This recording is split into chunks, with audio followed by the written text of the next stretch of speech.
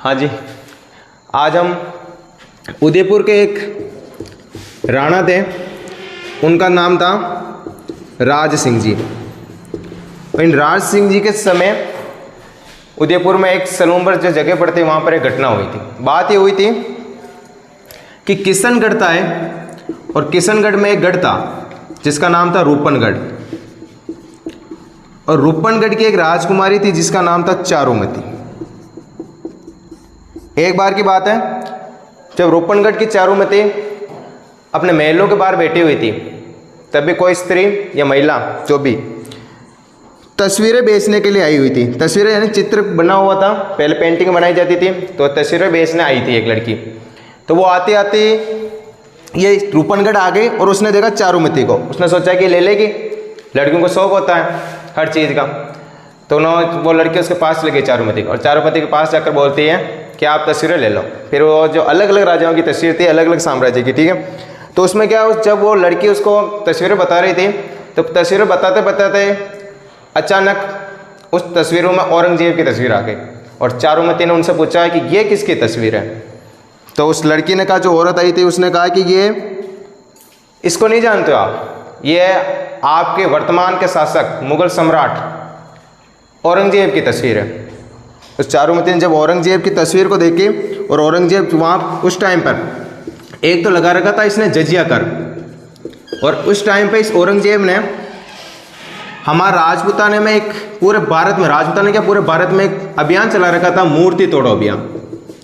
इससे चारुमती बहुत नाराज थी, और जब इसे पता चला कि ये चारुमती को जब पता चला कि ये महिला जो तस्वीर बता रही है औरंगजेब की है, तो उसे गुस्सा आ गया, और उसने उस तस्वीर को ली और अपने अंदर से सहेलियों को बुलाया, और सहेलियों को बुलाकर कहा कि इस जो तुम्हारे जो चप्पलें पहन रही है ना, ये सारी चप्पलें उतारो, और जो तस्वीर है इस तस्वीर पर मारते जाओ जब तक ये तस्वीर फट नहीं जाए। उसकी सहेलियाँ आई अंदर से, और उन सहेलियों ने उस तस्वीर पर जब तक वो तस्वीर नहीं फटी ना, तब तक चप्पलें मारती रही, और चप्पलें मारने के बाद वो बाद में फट गई थी। और फटने के बाद जो हम बनाते ना, गेंद बना लेते हैं कागज़ की छोटी सी, वैसे कागज़ की गेंद बनाकर वो जो तस्वीरें बेचने आई थी महिला, उसको दे दी, और उसको कहा कि तू जाकर उस अपने शासक औरंगजेब को जाकर दे देना, और कहना कि ये तस्वीर है जो तूने भेजी थी, उस तस्वीर को किसने फाड़ दिया है, रूपनगढ़ की राजकुमारी चारुमती।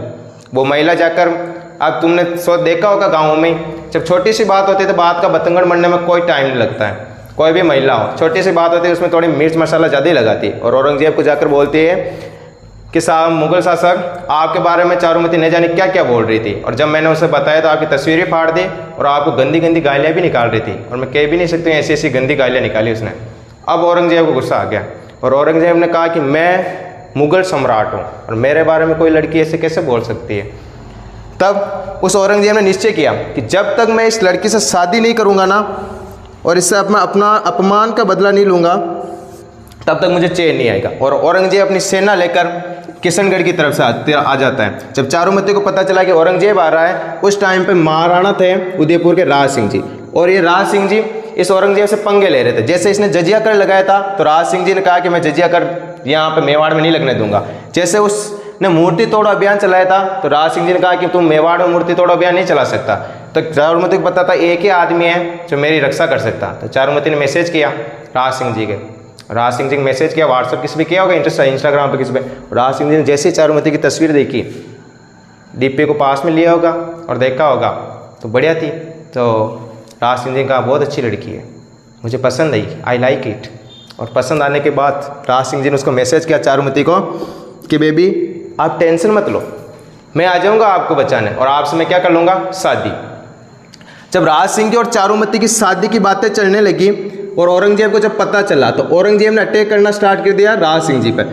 और ये राज सिंह जी की जब शादी हो रही थी किशनगढ़, और किशनगढ़ आता है आपके अजमेर में। जब अजमेर तक सेना आ गई थी औरंगजेब की, तो राज सिंह जी ने अपने सलूम्बर के शासक होते थे, और सलूम्बर के जो चुंडावत हैं वह हमेशा मेवाड़ की जब भी सेना लड़ने जाती है, तो उसका आगे का जो बाग होता है उस हरावल कहते हैं, उस हरावल बाग का सेना का नेतृत्व हमेशा चुंडावत करते थे। और उस टाइम पे जो चुंडावत शासक थे उनका नाम था रतन सिंह। हुआ ये था, जब राज सिंह जी ने रतन सिंह जी को मैसेज किया कि कल आपको औरंगजेब के खिलाफ लड़ने जाना है, और मैं राज सिंह चारुमती से विवाह करूंगा, तब रतन सिंह चुंडावत ने कहा ठीक है। लेकिन इसके पास सामने विडंबना ये थी कि उसके एक दिन पहले रतन सिंह की शादी भी हो रखी थी और रतन सिंह ने अपनी पत्नी को सही ढंग से निहारा भी नहीं था और उनसे मैसेज आ गया। इस तरह का मैसेज आपने जब बॉर्डर फिल्म देखी होगी ना, उस टाइम पे जब सुनील शेट्टी की शादी होती है तो उसके भी उस शादी के फेरों में उसके सामने मैसेज आ जाता है। और ये का ये हाल उस रतन सिंह का हुआ था। जब रतन सिंह को पता चला कि मेरी बीवी को मैंने ठीक ढंग से निहारा ही नहीं और आज मैसेज आ गया राज सिंह जी को, तो ये जाने से मना कर दिया। अब इस रतन सिंह जी के एक जो पत्नी थी उसका नाम था सेहल कंवर और ये सेहल कंवर थी हाडाऊ की। तो ये आगे जाकर कहलाई कौन सी रानी? हाडी रानी। और रतन सिंह ने मना कर दिया और रतन सिंह ने कहा मैं तो नहीं जा रहा हूँ, मेरी तो इतनी सुंदर पत्नी है, इसको 2-3 दिन निहारूंगा, बाद में जाऊँगा मैं तो। अब इस हाडी रानी को गुस्सा आ गया। इस हाडी रानी ने कहा यार कि क्या आदमी है, तुम्हारे जो पूर्वज थे राव चुंडा, जब लाखा के टाइम पे उन्होंने शपथ ली थी कि मैं हमेशा हमारे जो वंशज रहेंगे हमेशा मेवाड़ की सेना के लिए लड़ते आए और लड़ते रहेंगे और मर जाएंगे, और आज ये विडम्बना आ गई तुम एक औरत के कारण युद्ध में जाने से झिझक रहे हो। तो हाडी रानी ने उसे कहा कि ये चूड़ियाँ ले लो, ये मेरी लुगड़ी ओढ़ लो और यहाँ बैठ जाओ, मैं चली जाती हूँ, मैं कर लेती हूँ हरावल सेना का नेतृत्व। तो रतन सिंह जी ने कहा ठीक है मैं कल चला जाऊँगा। जब सुबह हुई और सुबह ही रतन सिंह जी जब युद्ध के लिए जा रहे थे, रतन सिंह जी को अपनी पत्नी की बहुत याद आ रही थी। तो अपने पास में जो सैनिक खड़े थे उसको कहा कि जाओ अंदर जाकर रानीसा से कुछ निशानी लेकर आओ। अब उसका जो सैनिक था अंदर महलों में गया और रानीसा से कहा कि नीचे राजा साहब आपकी कोई निशानी मांग रहे हैं। रानी को पता चला, यानी सेहल कंवर को जब हाडी रानी को पता चला कि मेरा पति मुझसे कुछ निशानी मांग रहा है और मैं कुछ अगर चूड़ी या अंगूठी कुछ दे दूंगी तो ये पूरे युद्ध में उसी निहारता रहेगा और मेरी याद आती रहेगी, अब मैं क्या करूं। अब उसने सोचा मैं एक ऐसी चीज़ दूं इसे जिससे ये मेरा ख्याल ही भूल जाए। और उस रानी ने अपना सिर काट कर थाली में सजा कर दे दिया उसको सैनिक और कह दिया कि अब जाकर मुझे मेरे राजा से दे देना और कहना कि आप जो शासक है उदयपुर के राज सिंह जी उनकी तरफ से अच्छी तरह से लड़ना। और जब वो सैनिक उसका सिर लेकर नीचे जाता थाली में, तो रतन सिंह जी को जो आपने ये पैर है ना, पैर कभी देखा होगा तुमने, कांपने लग जाता है, कोई शेर वेर सामने आ जाता है, ऐसा हो जाता है, दिल धड़कने लग जाता है। तो रतन सिंह जी को जब सामने सजा के उसके सामने जो निशानी लेके गई और वो निशानी थी उस हाडी रानी के कटी हुई गर्दन, उसने देखा पहले तो चीज़ हुई, पहले तो रोया होगा, वो रोया होगा, कहा होगा कि यार क्यों मैंने उससे निशानी मांगी, जैसे ही चला जाता और ऐसे ही लड़का आ जाता। अब वो रतन सिंह जी को बहुत भावुक हुआ और रतन सिंह जी जो सेहल कंवर की जो गर्दन थी उसके बालू के 2 ऐसे करते हैं चोटियाँ बनाते हैं, तो 2 चोटियाँ अलग अलग करके उसे गर्दन में लगाया और गर्दन में बांध कर कूद पड़े मैदान में। और ऐसा कहा जाता है जब रतन सिंह जी वो उसकी चोटियाँ बांध कर उसको गले में लटका कर जब युद्ध मैदान में गए तो आधी सेना ऐसे डर गई थी। आधी सेना को लगा ये कौन सा आ रहा है भाई, ये घोड़े पर कौन बैठ कर आ रहा है, और आधी से और खून लटक रहे तो खून टपक रहा था ऐसे कैसा, और उनकी गर्दन थी। और जब किसी के पास जाते थे तो डर गए थे, साले ये तो किसी को मार का है या हमें मार देगा आज तो।